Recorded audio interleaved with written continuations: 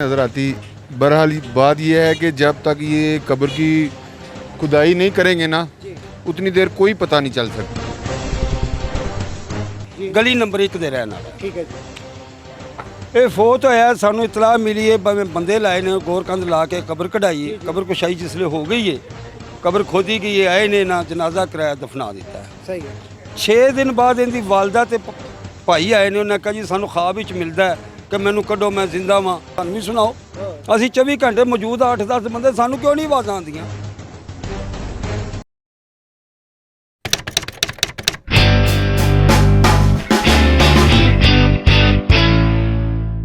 जी नाजरीन, मैं हूं आपका मेज़बान बाऊ हारून चिश्ती। आप देख रहे हैं सुबह टीवी। जी नाजरीन, गुज़िश्ता 1-2 दिन से एक न्यूज़ वायरल हुई है वेब चैनल पे, यूट्यूब चैनल पे, फेसबुक चैनल पे कि चूंग के एक कब्रस्तान भोले शाह कब्रस्तान में कब्र में से आवाज़ें आ रही हैं ठक ठक की या इस तरह की आवाज़ें आ रही हैं कि मुझे बाहर निकालो।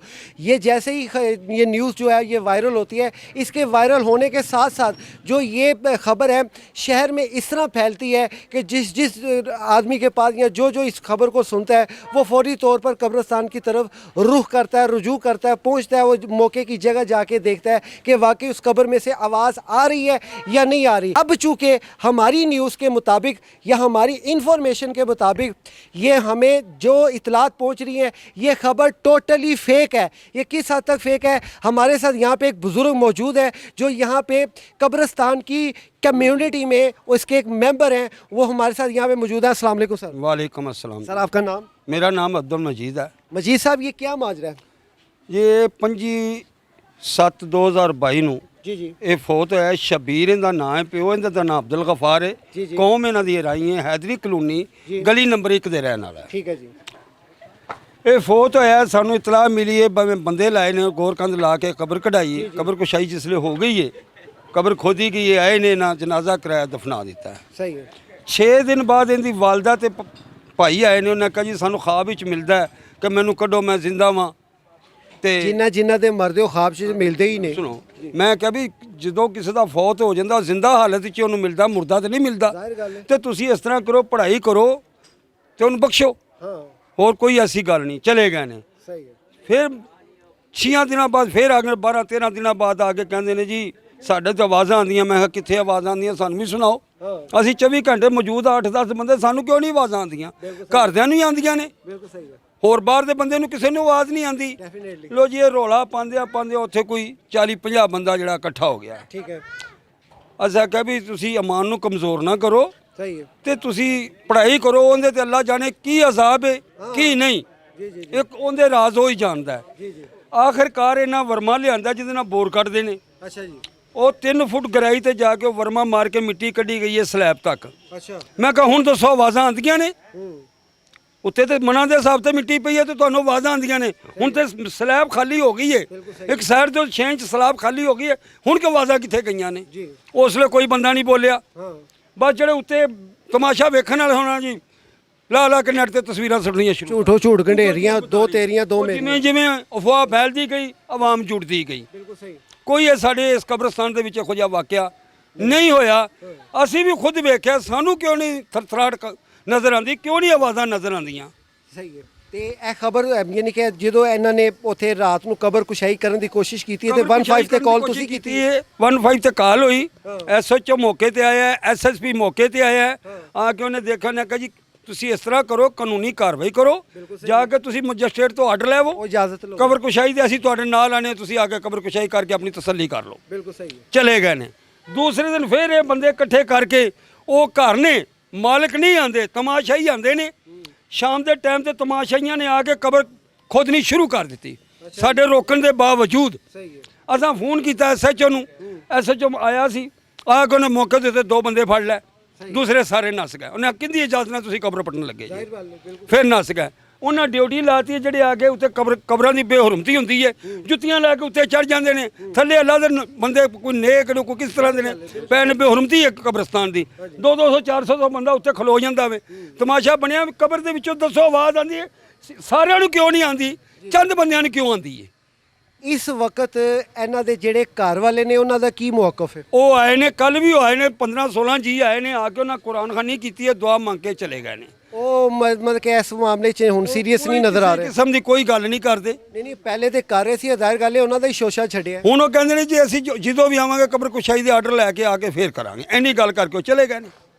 ਤੇ ਇੱਥੇ ਜਿਹੜਾ ਇਹ ਜਿਹੜੇ ਆ ਰਹੇ ਨੇ ਐਵੇਂ ਇਹ ਸਾਰੇ ਤਮਾਸ਼ਾਈ ਨੇ, ਜਿਵੇਂ ਜਿਵੇਂ ਵੀਡੀਓ ਤੇ ਨੈਟ ਤੇ ਵੇਖਦੇ ਨੇ ਦੌੜੇ ਆਉਂਦੇ ਨੇ ਵੀ ਉੱਥੇ ਕੀ ਹੋ ਗਿਆ। ਹਾਂ ਸਹੀ ਗੱਲ, ਅਸੀਂ 24 ਘੰਟੇ ਇੱਥੇ ਮੌਜੂਦ ਹਾਂ, ਸਾਨੂੰ तो कोई ਇਹੋ ਜਿਹਾ करिश्मा नजर नहीं पे आता। सही है सही है। जी नाज़रीन, जैसा कि आपने इनका मौक़िफ़ सुना, बेसिकली ज़ाहिर बात है हम जर्नलिस्ट लोग हैं, हमारा भी एक तजुर्बा होता है, हमारे भी एक नज़र होती है। मेरे मुताबिक ये जो शाखसाना लग रहा है, ज़ाहिर बात है घर वालों की तरफ से ये रेस किया गया जो उसके मुतलका लाहिकीन है, ये शाखसाना किसी दुश्मनी का लग रहा है। क्योंकि हमने पुलिस का मौक़िफ़ लिया है, पुलिस भी अपने मौक़िफ़ में यही कह रही है कि ये जो शाखसाना है, देखें ये इजाज़त का देना ये मजिस्ट्रेट का काम है, ना कि ये अवाम खुद ही उसके ऊपर ले। अब चूँकि मजिस्ट्रेट से आज के दिन ही उन्होंने एप्लीकेशन दायर की, जिसके ऊपर उन्होंने जो है मजिस्ट्रेट ने 13 अगस्त का टाइम दिया है, यानी 13 अगस्त को इसकी कब्र कुशाई का दिन है। 13 तारीख को जब इस यहाँ पे आएंगे वो पुलिस वाले और कब्र कुशाई होगी, डेफिनेटली जो मुर्दा है उसका मेडिकल होगा, 2 दिन उसको मेडिकल के लिए रखा जाएगा। उस मेडिकल में जो हॉस्पिटल की रिपोर्ट है, उस रिपोर्ट के मुताबिक ये पता चल जाएगा कि ये पिछले 48 घंटे में इस मुर्दे ने कोई हरकत व सकनात की है या नहीं की। अब अगर नहीं की हुई या उसके साथ कोई ऐसा मामला हुआ हो कि वो ये कब्र उसमें नहीं हुआ, ये बिल्कुल हो, तो ये खबर बन जाएगी फेक और ये सारा इल्ज़ाम जाएगा, ये सारी कार्रवाई जाएगी लोहेकीन पे। जो लोहेकीन होंगे उनके ऊपर में भी हो सकता है कानूनी जो है चारागोई की जाएगी। जी उसके बाद फिर ये होगा। अब देखें एक मिसाल है भाई साहब, अगर कब्र में से आवाज़ आती है, एक मिसाल है किसी को ख्वाब में आ रहा है, बार बार आ रहा है, तो उसका सिर्फ यही बनता है कि उसके जो है ना लिए 2 चीज़ें हैं, या तो उसका वाकई कब्र कुशाई की जाए, या उसका ज़ाहिर बात है अगर कोई मसला है तो मगफरत वाला मामला किया जाए, उसके लिए साले सवाब किया जाए। क्योंकि ये जो कब्र वाले मामला तो होते हैं, देखो दीवार के पीछे का किसी को इल्म नहीं है, तो मट्टी के नीचे किसी को क्या इल्म होगा। अब चूँकि मुर्दा दफनाया हुआ है, ये ऐसे होते हैं, हॉरर मूवी नहीं देखते, वो एक कब्र विचों बंदा जिंदा उठ गया, और ये ऐसा हुआ है। पहले भी एक बंदा जो है वो 6 दिन कब्र में रहा है, आवाज़ें देता रहा है, गौर करने सुनी है, वो जिंदा साबित हुआ है। ये अफवाह ज़ोर तब पकड़ती है जब इसके पीछे कोई सही गाइडेंस ना हो। हम ये यहाँ जो लोग आते हैं अक्सर सोशल मीडिया वाले, वो अपने आप को वायरल करने के लिए, बल्कि अपनी वीडियो बनाने के लिए, तो यहाँ पे आके ये चीज़ें करते हैं जिसके उनको कोई फ़ायदा हासिल नहीं होता। अब आप क्या समझते हैं कि ये अब इसके ऊपर क्या होना चाहिए? देखो जी मेरी गल है वे कि पहले नंबर ते तुसां जिहड़ी गल कीती है कि इन्हां दुश्मनी दे बना दे उत्ते जो भी कर रहे हैं, क्योंकि ये जिसके पास काम करता था ना, ये चूंग में डॉक्टर और ठेकेदार के खिलाफ इन्होंने 302 की पर्चा करवाया है। जी बिल्कुल, FIR दर्ज है। अच्छा, उनके खिलाफ किस चीज़ की FIR है? कि इन्हां साडा बंदा टीका ला के मार दिता है। सही है, बिल्कुल सही है, जिंदा सबूत थाने चूंग च मौजूद है। सही है। नहीं FIR हुई है, जाहिर बात है, वो मैंने आपको बताया ना कि ये दुश्मनी का कुछ शाखसाना लगता है, और ये निकलना बीच में से कुछ भी नहीं है। डेफिनेटली ये इन्होंने कोशिश की है कि किसी तरीके हम इस मुर्दे के पैसे वसूल लें। बिल्कुल ये। अच्छा सर, आप क्या समझते हैं ये जो मामला हुआ है, ये क्या है, ये आपको इसमें कितनी सदाकत नज़र आती है? हमें तो इसकी कोई सदाकत नहीं नज़र आती। बहरहाल बात यह है कि जब तक ये कब्र की खुदाई नहीं करेंगे ना, उतनी देर कोई पता नहीं चल सकता। देखो अगर कोई बंदे ने आवाज़ें सुनी है ना, तो ये जब कब्र कुशाई करेंगे तो उस वक्त ये पता चल जाएगा कि ये क्या मामला आता है। वो अगर वो बंदा ज़िंदा होता है तो ज़ाहरी बात है वो कफन से हाथ या पाँव या सीधा निकला होगा, मेडिकल में आ जाएगा, मेडिकल में आ जाएगा। लेकिन ये कब्र कुशाई करना ज़रूरी है, क्योंकि जितनी अफवाह फैल चुकी है ना, ये कब्र कुशाई करना बहुत ज़रूरी हो चुका है। अच्छा, ये आज इधर अफवाह फैली है, कल किसी और कब्रिस्तान में अफवाह फैल जाएगी, ये अफवाहों का सिलसिला बन जाएगा। अगर ये बात सच्ची हुई तो फिर दोबारा सच्ची होगी, और मुझे ये लगता नहीं है कि ये सच्ची है।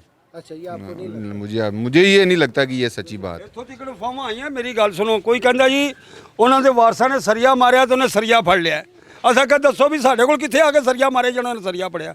ਫਿਰ ਉਹਨੇ ਕਿਹਾ ਜੀ ਪਾਣੀ ਦਾ ਤਾਂਬੀਆ ਕਬਰ ਦੇ ਧਰਿਆ ਤਾਂ ਪਾਣੀ ਉਛਲਣ ਲੱਗ ਪਿਆ। ਮੈਂ ਕਿਹਾ ਤੁਸੀਂ ਜਾ ਕੇ ਧਰਿਆ। ਇਸ ਤਰ੍ਹਾਂ ਦੀਆਂ ਅਫਵਾਹਾਂ ਉੱਡਦੀਆਂ ਨੇ ਪਈਆਂ। जो सब ये झूठ है, ये कोई बात सच्ची नहीं है, ये सब झूठ है।